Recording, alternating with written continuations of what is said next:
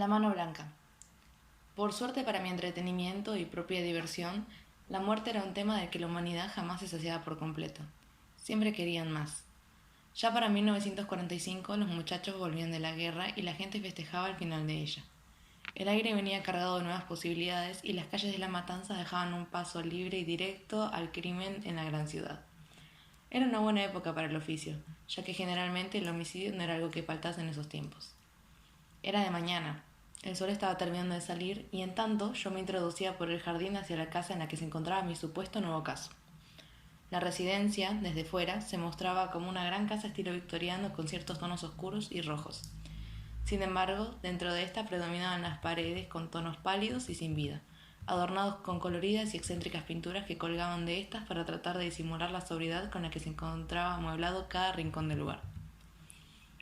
A medida que me iba entrando en la estancia, dirigía una fría y formal sonrisa a mis colegas a modo de saludo, tratando de no intercambiar palabras con ellos, pues yo no era fanático de interactuar con mis compañeros del trabajo. Realmente trataba de no serlo a menos de que fuese específicamente por un asunto laboral. No era de mi interés sus estados de ánimo, problemas personales o saber qué también les iba a sus hijos en el colegio. Continué saludando personas hasta que encontré a mi socio Mario Cosetti, a quien saludé de manera más animada y con quien intercambié un par de oraciones sarcásticas. Luego me guió hacia la sala en la que se encontraba la acción. Entré y la realidad superó por mucho todas mis fantasías. Una tétrica escena se desplegaba ante mi vista, pues lo que tenía ante mí era un cuarto que rozaba la muy fina línea entre lo macabro y la locura. El blanco era lo que dominaba mi atención, las paredes, los muebles, el suelo desgastado, incluso esas cortinas casi transparentes que dejaban entrar los rayos de la tenue luz del sol de mañana. Todo era de ese pálido y maldito color. Lo único que rompía con aquella monotonía del blanco era el vívido matiz rojo de la sangre. Enormes manchones y gotas de esta parecían dibujar miles de garabatos dispersos por todos lados que no mostraban otra cosa más que la agonía misma. Tras examinar de forma detenida la escena, mi mirada se encontró con una mujer, sentada y atada en una silla en el medio de ese caos.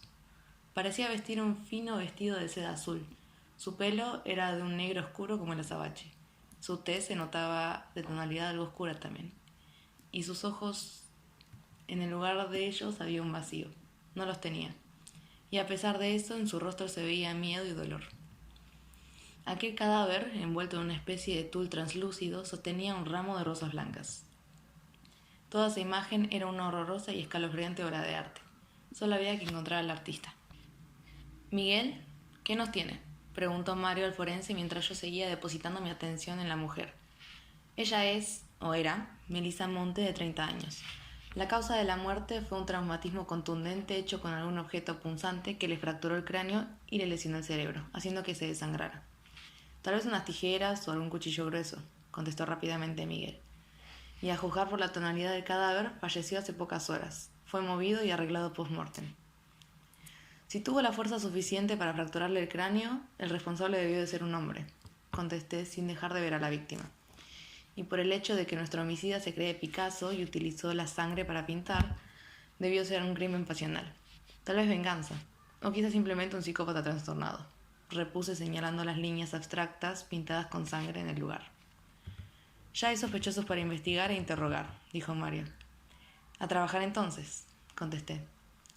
«Miguel, envíeme el resto del reporte a mi oficina cuando lo termine», orden a la que Miguel asintió con la cabeza. Pasaron 3 semanas después de eso, y 3 cadáveres más fueron encontrados en las mismas condiciones. Todas mujeres, características similares. Si algo estaba claro, era que buscábamos un asesino en serie.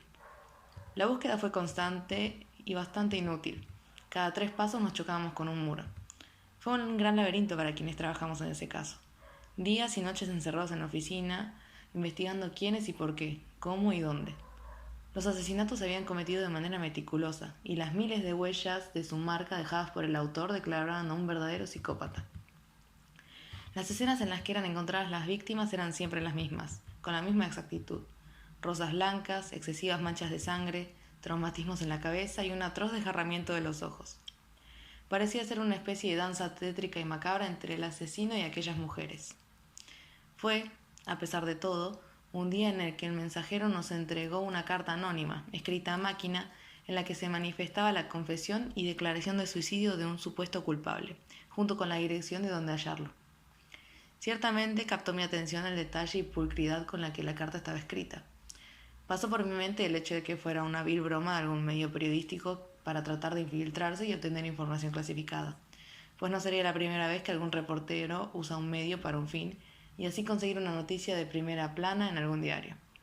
Pero algo me molestaba, y tuve una especie de corazonada, por decirlo de alguna manera. No sabría describirlo, pero intuí que aquel papel podría contener una verdad, la identidad del asesino.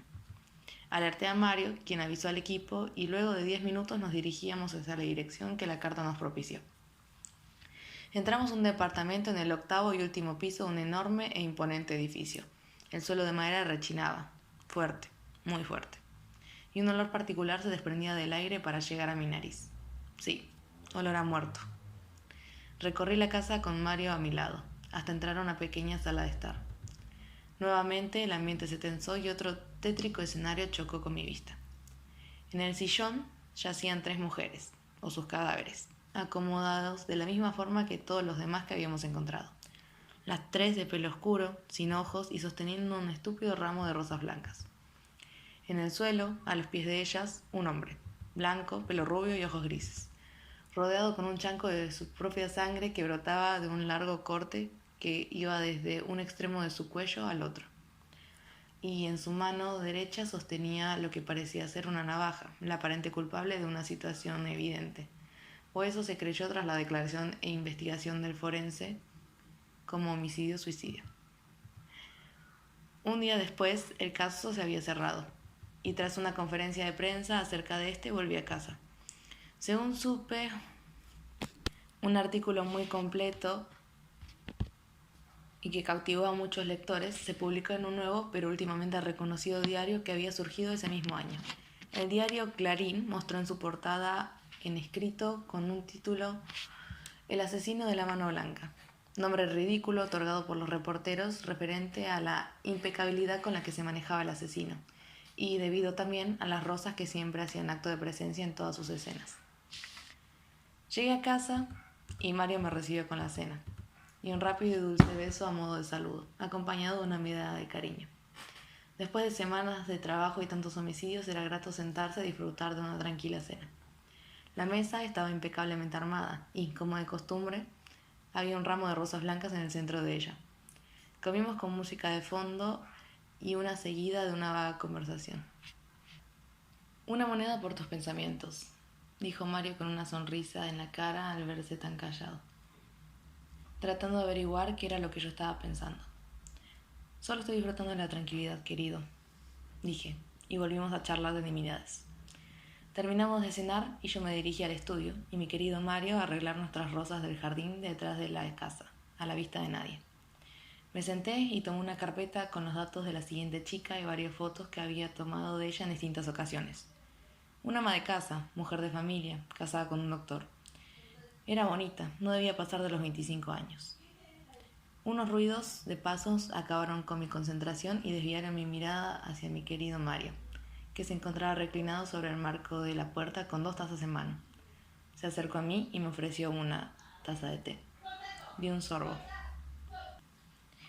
Mientras, Mario se sentó al borde del escritorio y me preguntó por la siguiente víctima. Como respuesta, le enseñé las fotos y datos que yo había mirado hacía un minuto atrás. Bueno, al menos ahora que inculparon a alguien no nos tenemos que preocupar de que nos descubran, repuso él. Creo que para deshacernos de toda la evidencia podríamos empezar a quemarlas. Nos ahorraría tiempo y recursos, aunque las rosas van a tener que seguir apareciendo. Son una exquisita caricia y deleita a los ojos, contesté. Mi dulce Mario se acercó y me besó con ternura. Nos miramos durante largos segundos que parecieron horas, sin decir nada, sin emitir palabra o sonido alguno. Solo nos miramos y sonreímos.